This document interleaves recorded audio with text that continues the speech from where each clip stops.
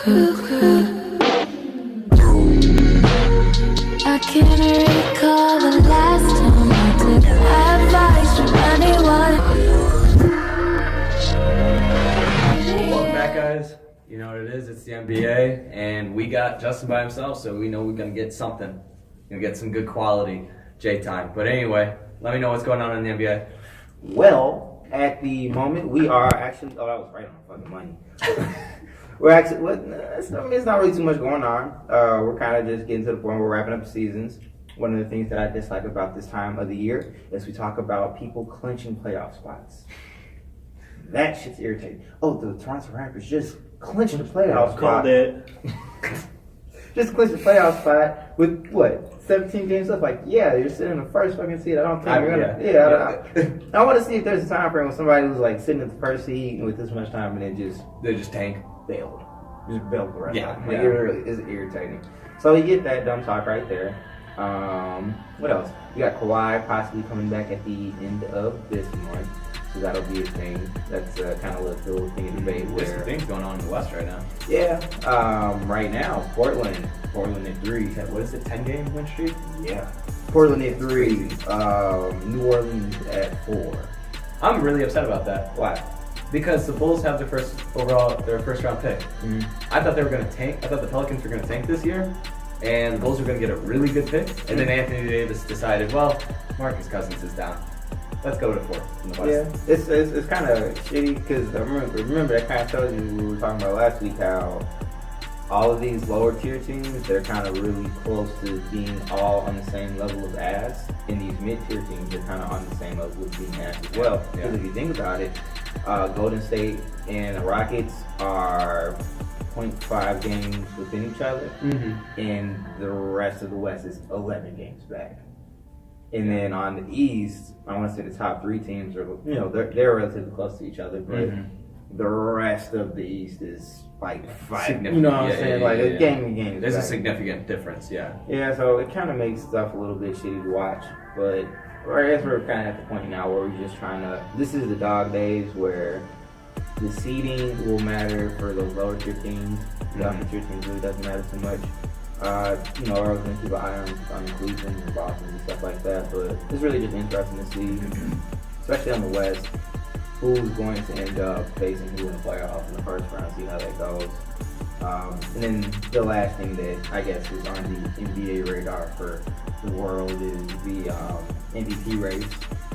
So Draymond Green came out and he said that he thinks that AD he might snake James Harden for that spot. And I was thinking, like, man, that's definitely something there. Yeah.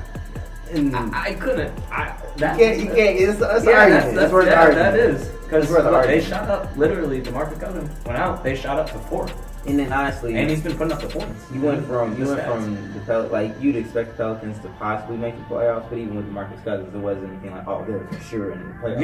Yeah. But now it's like they're sitting at the top tier of the Western Conference. Yes. Yeah, it's the top That's of the saying West, something. but it's saying enough, especially with DeMarcus Cousins out. Yeah. So I think, man, if they end up in that top half of the NBA or the top half of the Western Conference, and if the Rockets start to do that thing that they like to do, where they just start skidding down when times get tough, I don't know. I think you got to give that to them though. But that's something I actually wanted to talk about today was our MVP voting. Phone, you're dead.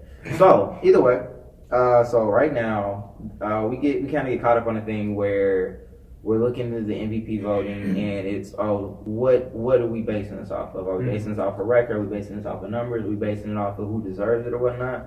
That's actually an interesting topic. Yeah. You I know, get what you're saying. So for like the past 3 years, James Harden's always been on that list or whatever, and it seems like he's been getting snubbed for his MVP trophy. Snub. Yeah. Snub. Yeah. So that's the thing, and like this year, we look at his numbers, it's like, oh, you gotta give it to James Harden. He's been doing this, the record's that, this, that, or whatever. And it's like, yeah, but what are we voting on? What are you voting on? We're not voting on the best player. We're not voting on the most valuable player. Right. Yeah. We're voting on most valuable players to your team. It goes back to like the whole Derrick Rose, LeBron James thing, the year that Derrick Rose got it. And Derrick Rose got it because he was the most valuable player to his team. Yeah, the storyline. Yeah. It's about the storyline. It's not just about the numbers. But I feel like now James Harden will still be at that front runner because he's been snubbed so many times for it before, you know. But you're saying you disagree with just the fact that he's getting it because he's been snubbed so many times. I mean, I'm saying I'm gonna agree with the fact that he's going to get it this year, even from today until the end of the regular season. If he has shit games, they're still gonna give it to him. Yeah. And if you think about it, he's missed a lot of games. He's missed a gang of games in the beginning of the season. You know, so his numbers are gonna be a little bit more hefty because they're not spread out the course of as many games. I'm not sure how many games AD's missed, but I don't think he's missed too many this year. He hasn't really been injured that much, you know. And his numbers are always going to be crazy. Yeah. And again, it's more so about that storyline. Like, yeah, James Harden's, you know, it's in top seed of, you know, 1-2 seed in the West, but you do have CP3. Well, let me ask you this: if you wanted to take, like, I guess, your pick on the MVP, just strictly who you believe would be MVP, who would you pick? It's tough. It's tough. Like I would need the rest of the season to go on through for me to really make a strong decision on it. Who are you battling between? It'd be between James Harden and, to be honest, DeMar DeRozan's up there for me. He's up there as well, and definitely AD's up there. Kind of rolls the top three. I really don't. You're not including LeBron James in that too. I mean, all right. So, I'll go into that for you. Those are my three picks right there. Either DeMar DeRozan, AD, or the other guy, James Harden, beard. But as far as LeBron James goes, LeBron James he's not my MVP, and it's not because I don't like LeBron James. I'll give LeBron James his MVP. But he averaged a triple double last month. See, we talked about this. Stop doing that, Corey. See, you make me bad. But no, so with LeBron, the reason why I can't give it to him this year is because the numbers are always going to be good. The numbers are great, you know what I'm saying? But somebody with more impressive numbers like Westbrook with probably a better record, maybe same record, close. You know what I'm saying? They're close records. But the reason why I can't give it to LeBron is because that storyline's missing.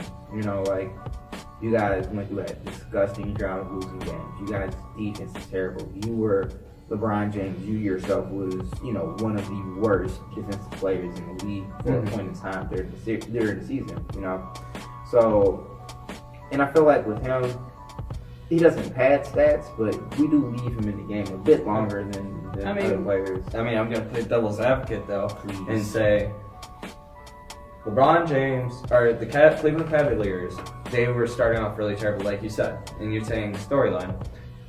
They cut out all the meat, and now they have a revamped team. Since this revamped team's come together, they look a lot stronger, and LeBron James looks like he's playing a lot better within his game. He's been a lot more efficient. Like I said, he averaged a triple-double last month. First time ever doing that.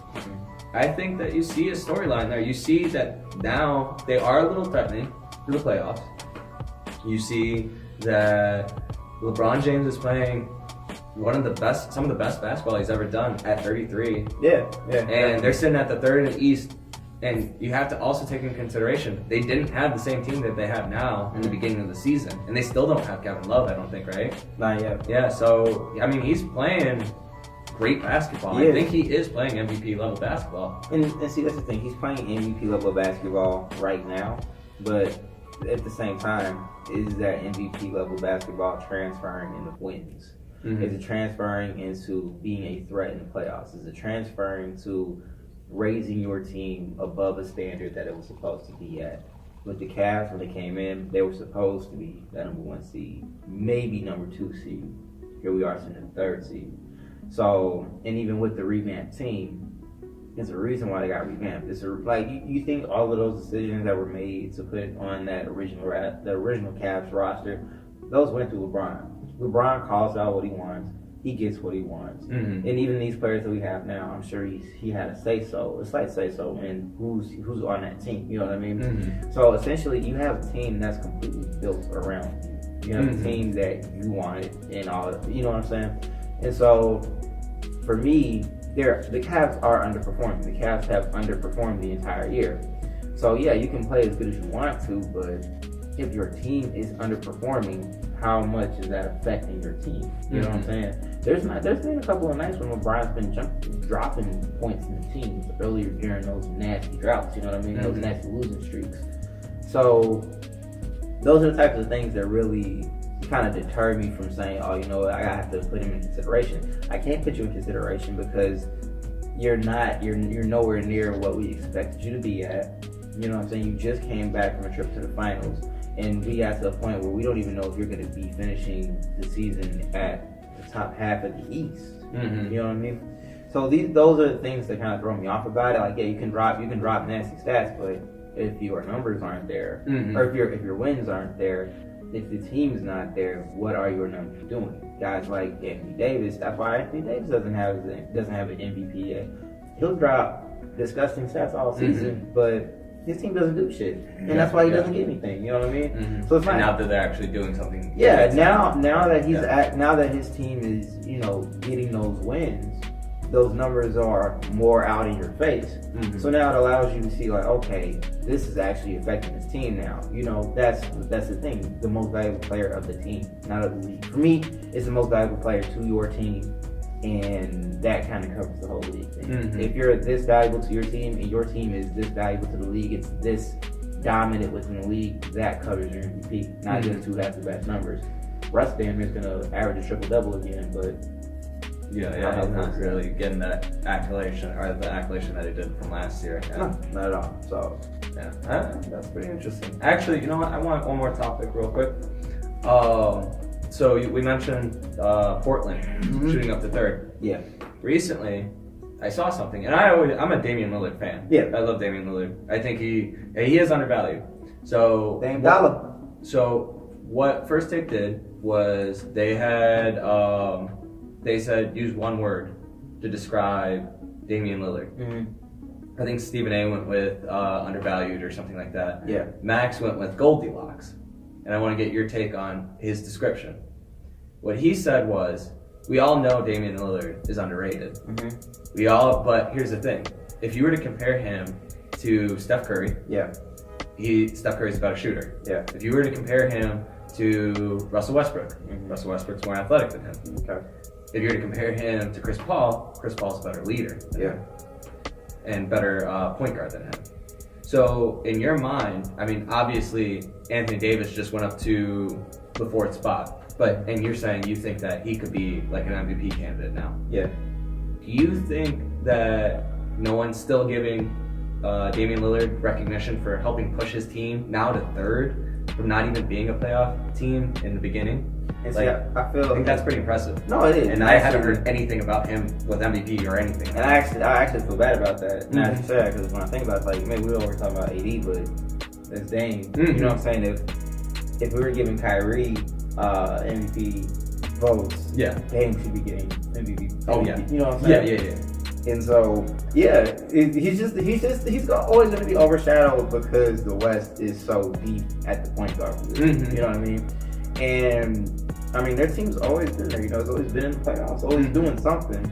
We don't give them enough acknowledgement. It is what it is. I don't give them enough acknowledgement. You know, and it is what it is. It's the truth. Yeah. It's the absolute truth. Like, there's really nothing I can say about that. He has a higher seed than Russ does, has a worse team than Russ does, may have less stats, but shit. He means more to his team. He means more to his team. You take Dame Lillard off that team, I don't know what you do. I don't know who the Portland Trail Blazers are. Yeah. So I mean, I can rock with that. I can definitely rock with that. So I'll do this. I'll throw Dame in at number 4 for the MVP votes. I'll give him number 4. So take that 4. There you go, Dame. Shout out to Dame. Shout out. All right, that's it. That wraps up our NBA talk. By the way, sponsored by Extra. Throw it in there too. We'll be back.